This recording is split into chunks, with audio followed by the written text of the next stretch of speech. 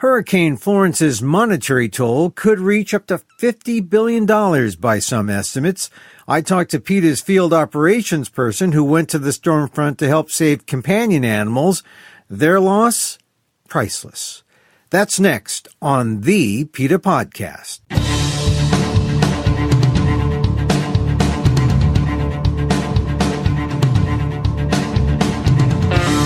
Welcome to the PETA Podcast.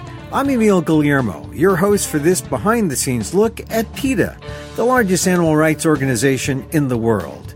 Here we talk to the key players at PETA and the movement and ask them about how animal rights change their lives and how they stay motivated to make the world a better place for the animals. On today's episode, PETA deployed, saving animals, fighting Florence. One of the dogs that we found, he was a large black Rottweiler mix. We found him in a backyard in a fenced-in area where, he was really just able to toe touch to keep out of the water.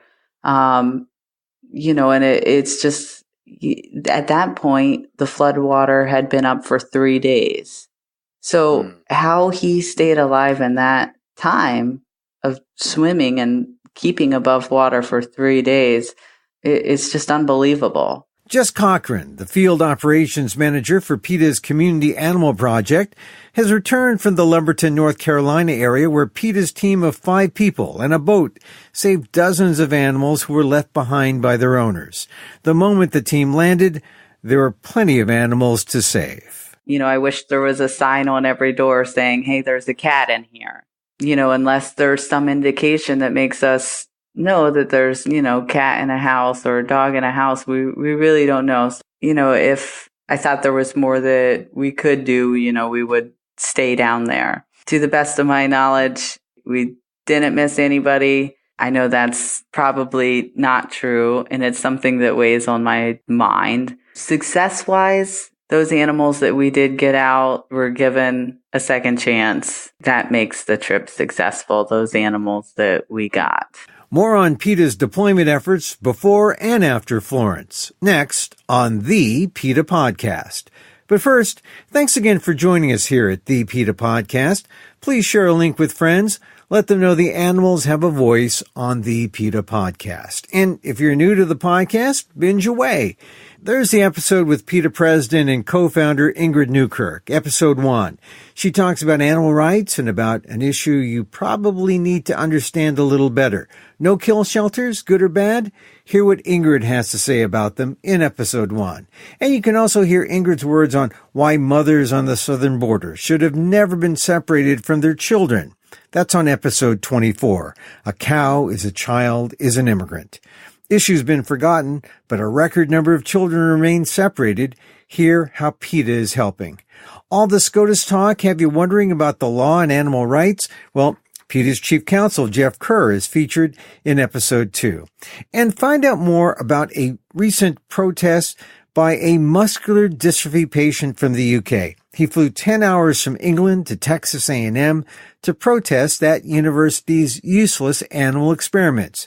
His interview in episode 32.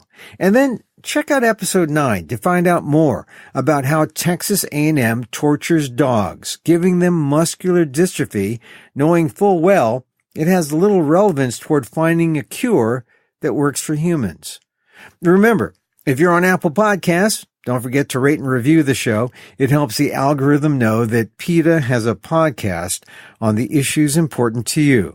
Now, if you really want to help the animals, you can always hit the Donate Now button at PETA.org. And if you're high-tech and have Amazon's Alexa, it's as easy as saying, Alexa, donate to PETA. And now to our episode. Hurricane Florence's flooding has reportedly killed more than 5,500 pigs and 3.4 million chickens and turkeys in North Carolina. Animals trapped by the factory farms that sustained the losses. It's so bad that PETA President Ingrid Newkirk is critical of the lack of preparedness, saying that the animals should have been evacuated prior to the storm. So, as Newkirk put it, to give the animals a fighting chance to survive. Said Newkirk, Be merciful and open the barn doors. Instead, the animals were trapped and doomed to their deaths. Companion animals didn't fare much better than the farm animals.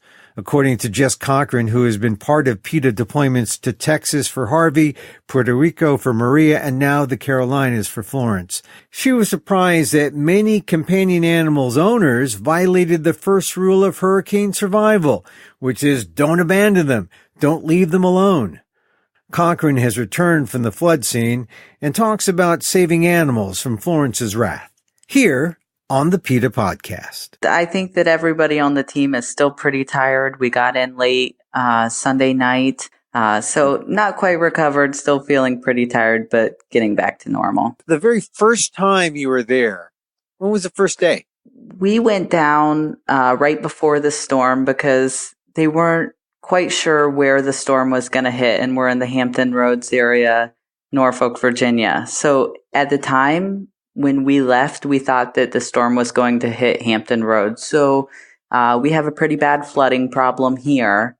So even a little bit of water can kind of trap you in this area. So we did leave and stage outside of the storm area in North Carolina until it did hit. So we left. It was Wednesday the 11th. Wow. So that's a long time. Did you think it was going to take that long, or were you prepared for the length of the whole ordeal? Typically, when we respond to these situations, it's usually a couple weeks. We spent about 10 days in Texas after Harvey. We spent a couple weeks in Puerto Rico after Maria. So we expected it to be that long or close to that long. Mm-hmm. And we also knew that Florence was a really slow-moving storm. So we knew that it was going to take a little bit longer. So you were in Harvey in Texas and Maria in Puerto Rico. How did Florence compare, just from the perspective of someone like yourself who was out there trying to rescue animals? Florence felt a lot like Harvey, where there were a lot of areas really affected by the storm, not just a couple of cities. I mean, the whole coastline of North and South Carolina were just devastated by this storm. And, it felt very similar to Harvey in that there were, even though we knew it was coming, there were a lot of people that were caught off guard by the flash floods and needed to be rescued. And also, unfortunately, a lot of people were rescued from their homes and left a lot of animals behind. Did you do more work for Florence? Was there more animals to be saved? What did you find? I think that any time that we respond to a flooding situation, unfortunately, there have been animals left behind. That's why we really try to get the message out before the storm hits. If you're going to evacuate, or you have to evacuate after the flooding has started, you have to take your animals with you. If you leave, you have to take your animals with you. And unfortunately, every area that we go to that has flooding, there are always animals that are left behind in those areas. What bothers me is that seems to be a basic thing that one must understand. If you have a companion animal, if you're responsible, it's a living thing. And I know that PETA in its messages it says, take your animals, don't leave them. But yet people still do. Why do you think people do that? Do they just not think? Or do you think that they don't care? Or they think that the animals will survive on their own? Well, what do you think goes through people's minds? From talking to people that have gone through the flooding, I think that there are a couple of different things that happen. I think it's generally just not being prepared for something happening. One of the dogs that we rescued, the guy said, hey, I went out to get a bite to eat, and when I went to come back to my house, they wouldn't let me back in that area because of the flooding. And it's hard because I think that everyone really needs to have a disaster plan. I think that we, knew for a couple weeks leading up to this that Florence was coming and that it was going to hit the coast of North Carolina and that it was going to cause serious issues with flooding. So I think that generally people are not prepared enough and they need to have a disaster plan. And also I think sometimes people think, oh, it'll be okay. I will be able to go back in a couple of days and he'll be okay.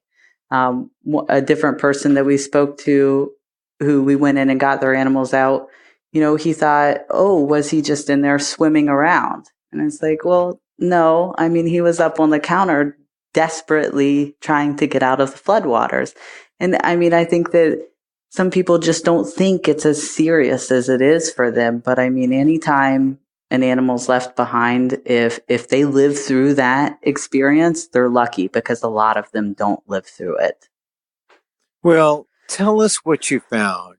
Tell us the dog on the counter, were there animals floating? I mean, I've seen and heard people say, but what did you, as one of the leads, on this mission from PETA, what did you see? What was it like to see all the water and the animals there? I'm not even sure the number of animals we ended up pulling out. It was a lot. We found cats in trees, dogs that were confined in a fenced-in backyard that wasn't able to even really touch the ground, just swimming around in that area, barely being able to stay above water. Yeah, when we got down there, we launched into one of the neighborhoods that experienced some significant flooding. Almost immediately when we got back in the neighborhood, we heard a cat crying out. So we ended up at that first house, we ended up finding two cats. One was up on the front porch. The bottom of the porch was underwater, but you could just see her sitting up there on the rails.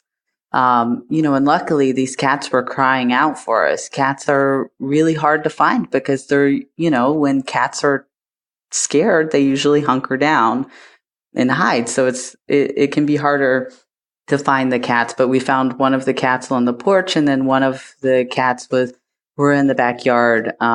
She was up in the tree.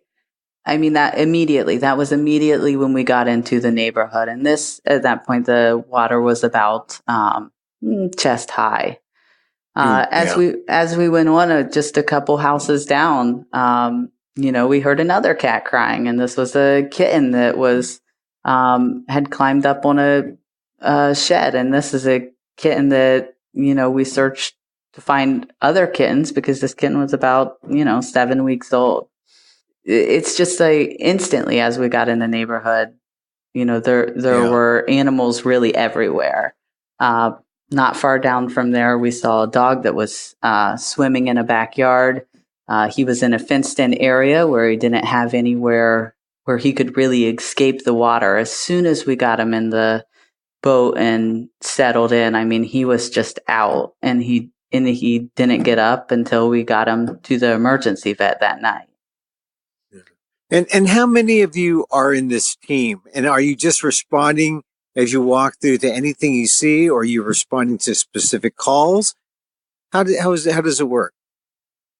We usually touch base with animal control, the police department, the fire department, based on where they have seen animals at. And then we usually canvass that whole neighborhood, because if you've seen one animal back there, you really want to clear the whole area to make sure no one else is back there.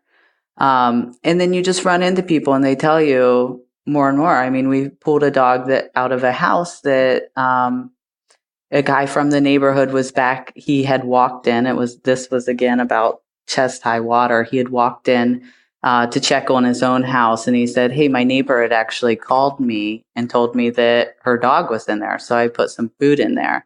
And so he was able to call the neighbor who was happy to have us get the dog out of the house. But they had evacuated to several cities away and didn't even know when they were going to be back in this area. Yeah. Now, how many animals did you personally handle and deal with and rescue? I mean, and how many other members of your team were there? So maybe we can come up with a number, just from based on the animals you saw, saved, and dealt with. So we have 5 people on our team, and I really couldn't give you an exact number. I'm sure I could go through the days and come up with something, but we really don't keep track just because things are really, moving very fast. So it's not something like Sure. I specifically tally up the numbers. We do take all of the animals to animal control. They have a system set up so that people can reclaim their animals, or then if they are not reclaimed, they're available for adoption. So all of the animals that we got did go to animal control. So I'm sure they would have a number. I know that when I was speaking to them, they said that they had 200 animals were removed from the floodwaters. And that was just in the area we were working in Lumberton, North Carolina. So you were in Lumberton with just 5 people. And when I say that number, just the number of people who are part of your team, it just seems like an almost impossible sort of task with the floodwaters and the rain. How do you stay positive given the enormous task that is in front of you? How do you just stay, focused on the job that you have to do?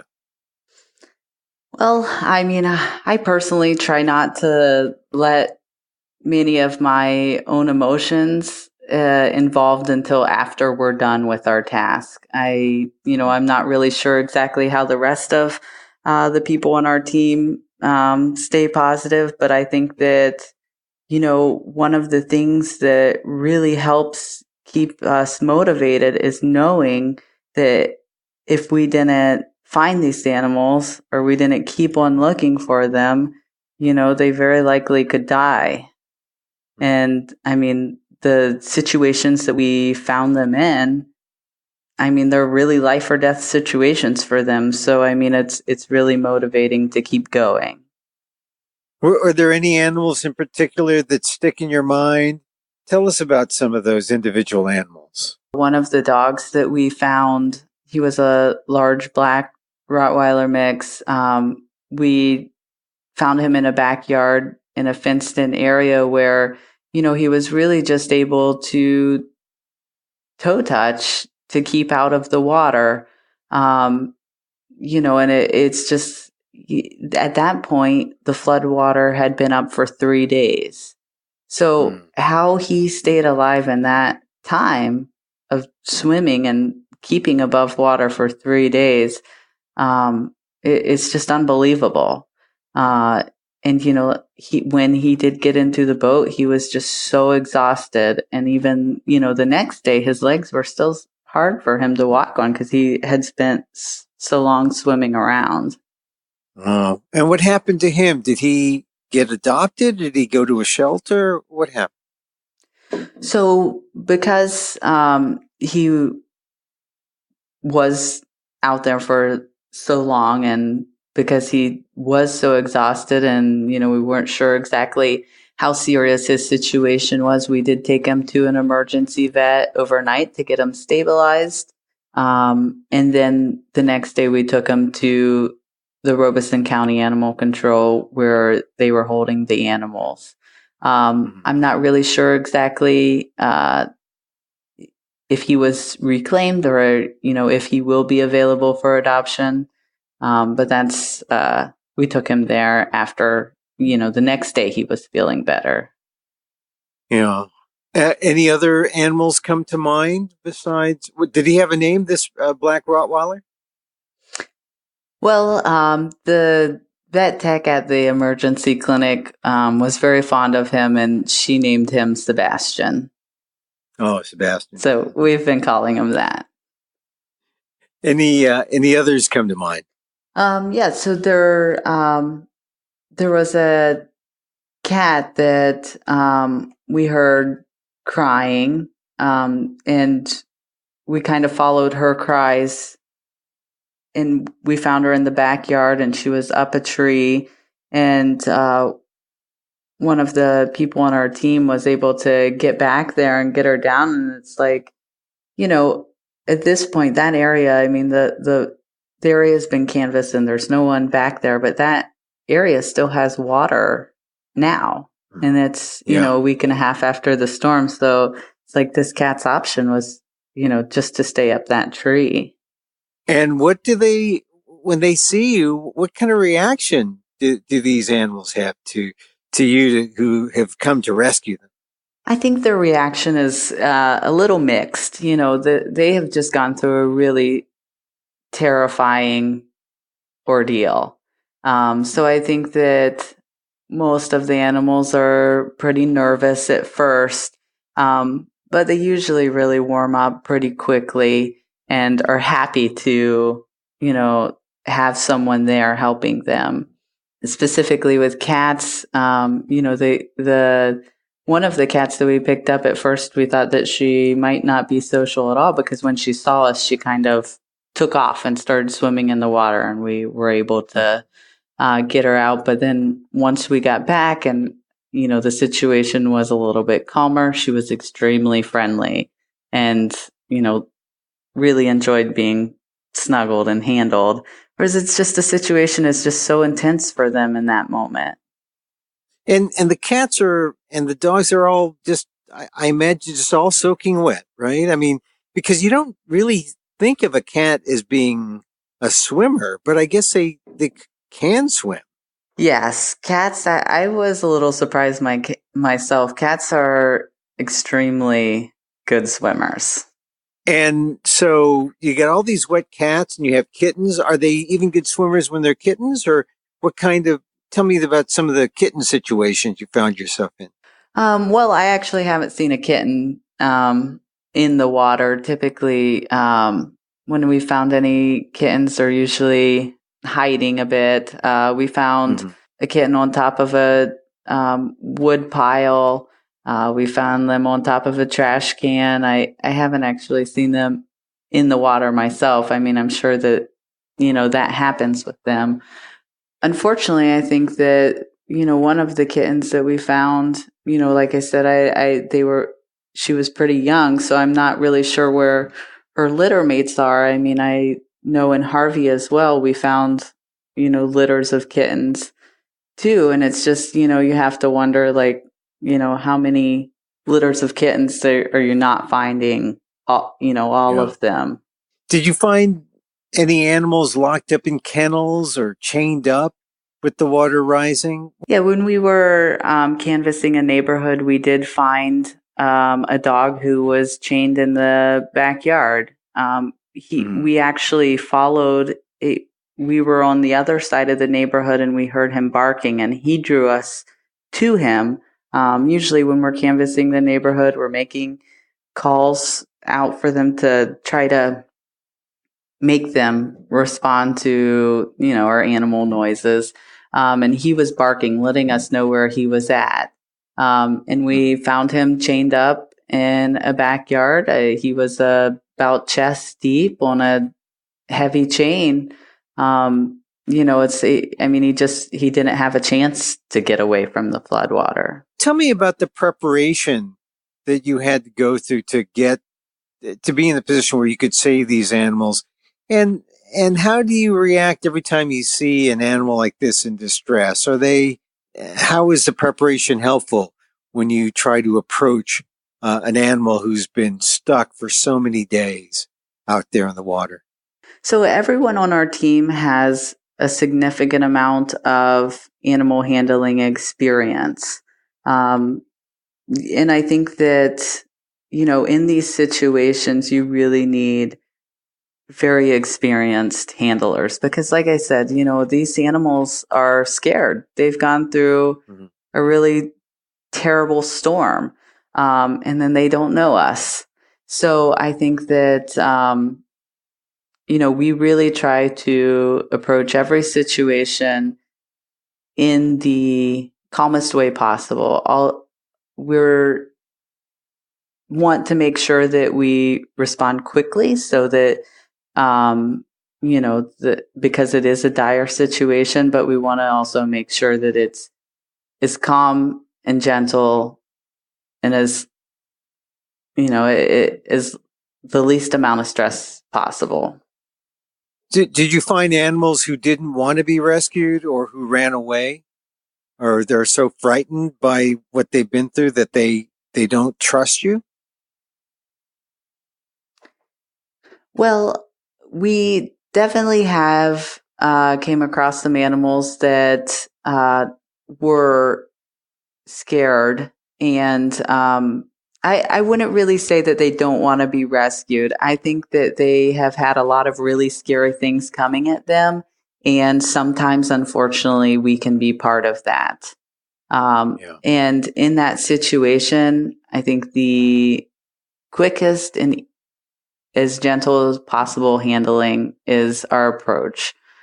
We had a cat that we found who was inside a home. We were able to make contact with the owner, and she said, "Yes, please go in and get my cat." The cat was really freaked out, and she ended up jumping out the window when we went into the bedroom. At that point, we were able to scoop her up with the carrier once she was in the water, and she was really scared, and that experience added to the stress. But in the end, she was gotten out of the house and made comfortable. For every animal you saved, how many animals was it just too late and you got there not in time? They were either floating or something like that. And did you see a lot of that?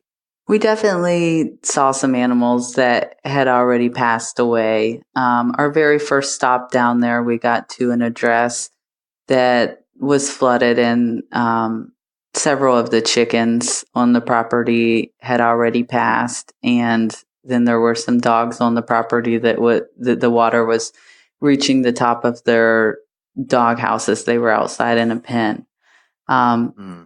So that was our very first stop when we found the chickens.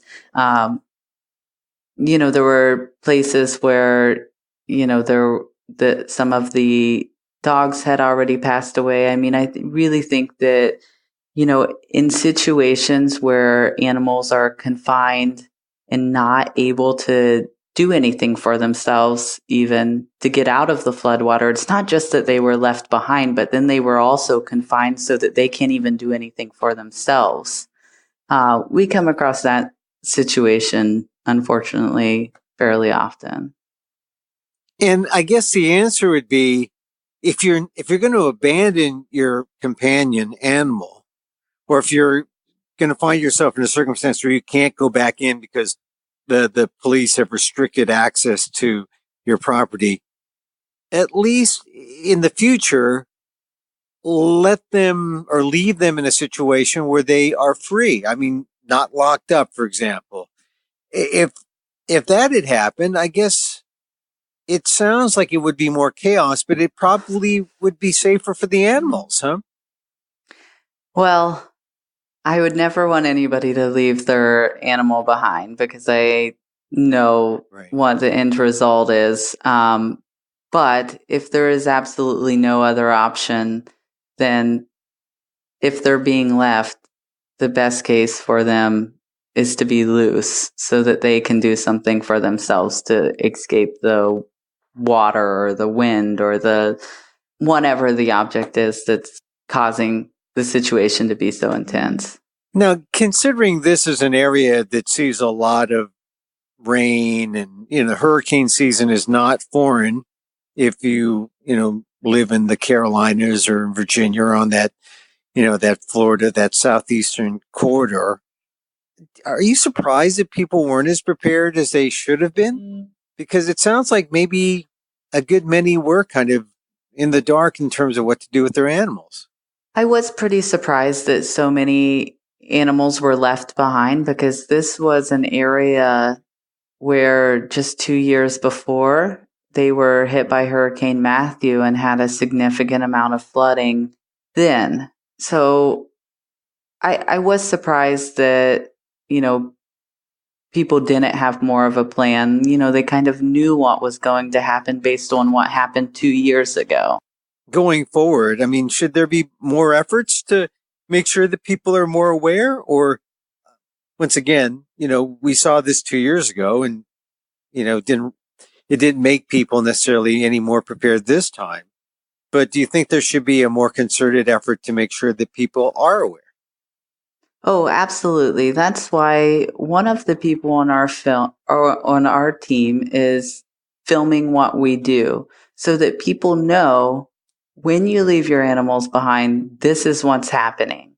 So, I mean, education is absolutely, we absolutely have to educate people on what happens during these storms. I think we need to thank your crew that's not only saving animals, but doing the documentary work and filming. Let me ask you, just what is your day job at PETA? Because there's not disasters every day. It's a seasonal thing. But when you work at PETA, what do you usually do? On my day-to-day at PETA, I'm the field operations manager in the Community Animal Project. We work in Hampton Roads area of Virginia and southeastern North Carolina. We help with educating people on how to better care for their companion animals. We have a low-cost spay-neuter program and a doghouse program, just to improve the lives of the animals in those areas.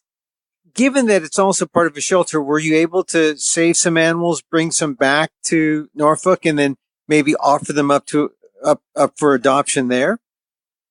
Yeah, so we're in contact with the animal control facility where we took the animals to about once their hold being over, possibly getting some of those animals to place up for adoption. So if people want to adopt some of the survivors of Florence that PETA rescued, they can just go to PETA.org and inquire about the potential of adopting one of these animals?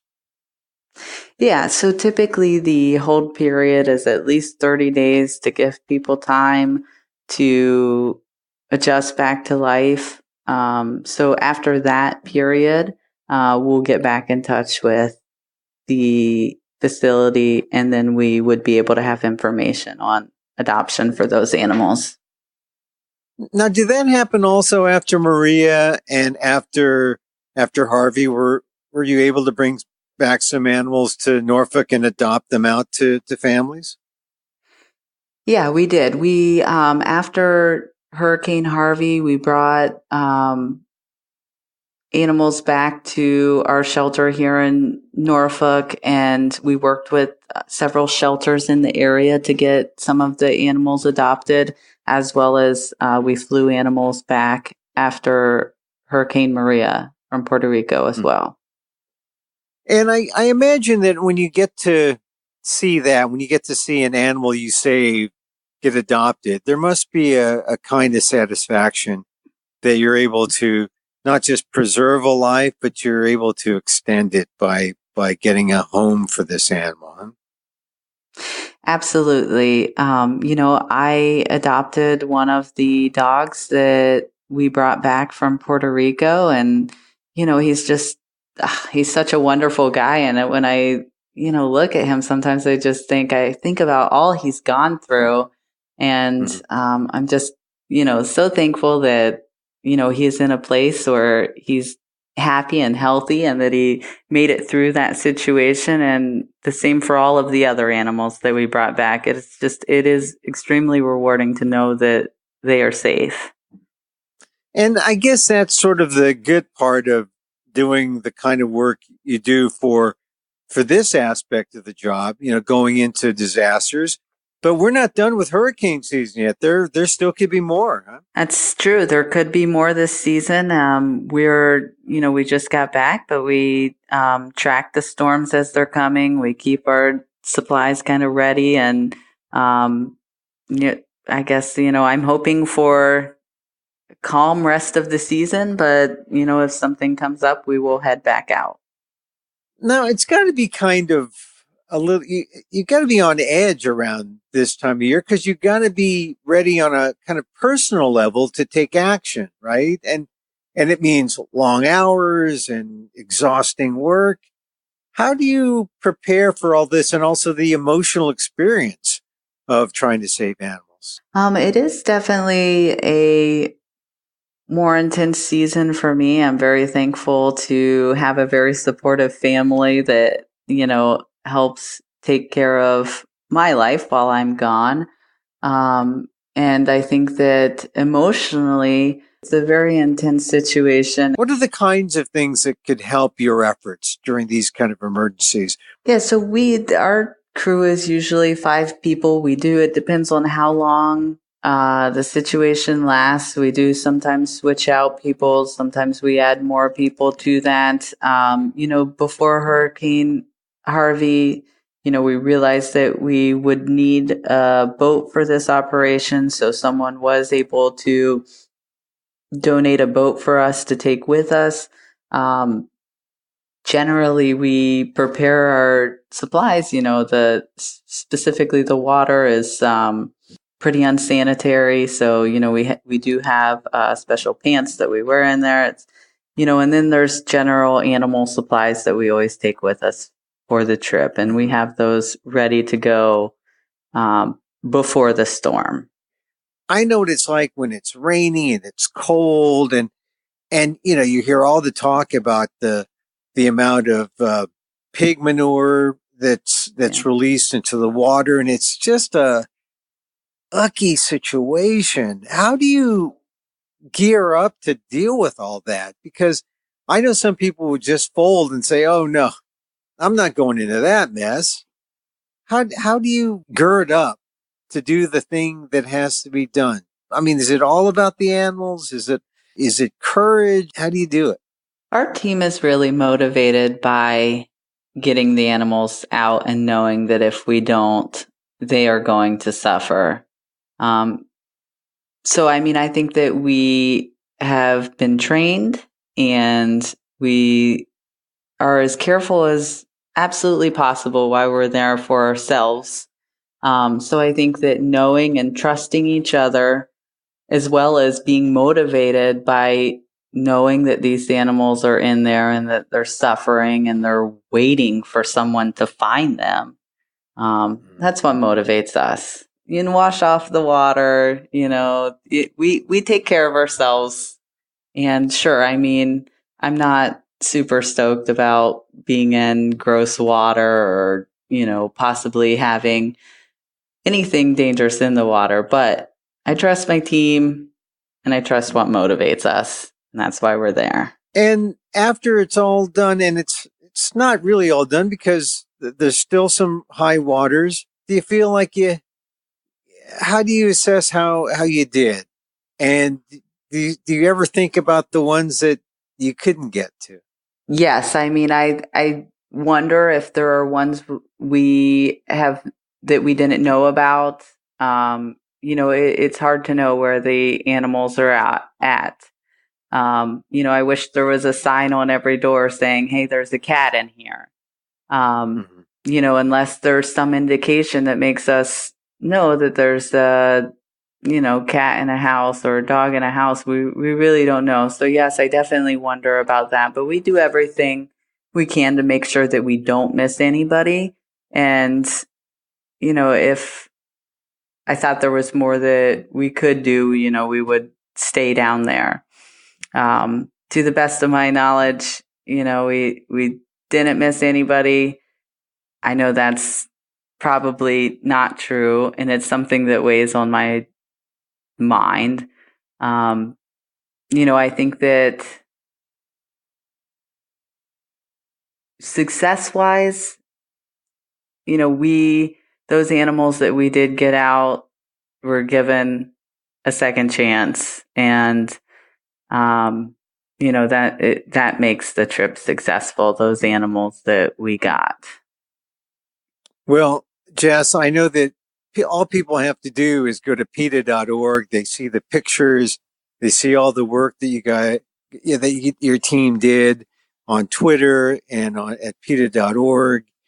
And I just want to congratulate you and all your team for your efforts. I know a lot of people, when they started hearing about the rain and then the 100-year flooding, they started thinking about the animals. And it's almost like a standard kind of thing in the process. First responders, and then the next one, the next questions is, well, what about people's animals? And it's not just the companion animals in people's homes, but also all the farm animals. Did you ever deal with farm animals down there, or were you just in Lumberton in the urban area? We didn't run it. We found some chickens, but as for large farm animals, we didn't really run into any. We were more inside the city of Lumberton. I did hear there were many farm animal issues, but we didn't specifically come into that situation. I know that you're pretty much in that urban area of Lumberton, and I know that everyone who goes to PETA.org and sees the pictures can be, just be thankful that the effort was made to save as many, many companion animals that, as possible. So once again, Jes Cochran, thank you very much, and congratulations to you and your team. Thank you.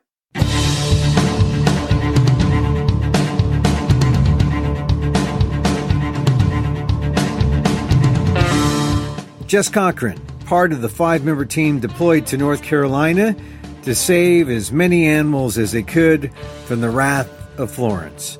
You can see what they did and take action. See Cochran and her team save animals that they encountered. Go see those pictures at PETA.org.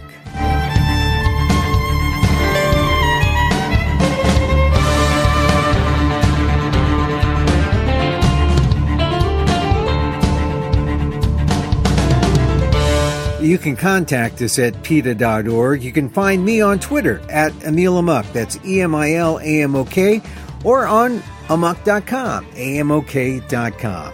Once again, thank you for listening. Check out all our episodes on Apple Podcasts, where you can rate and review the show. It helps get the word out about the issues you care about. And don't forget, you can help the animals and PETA, especially if you have Amazon's Alexa. Just say, Alexa, donate to PETA.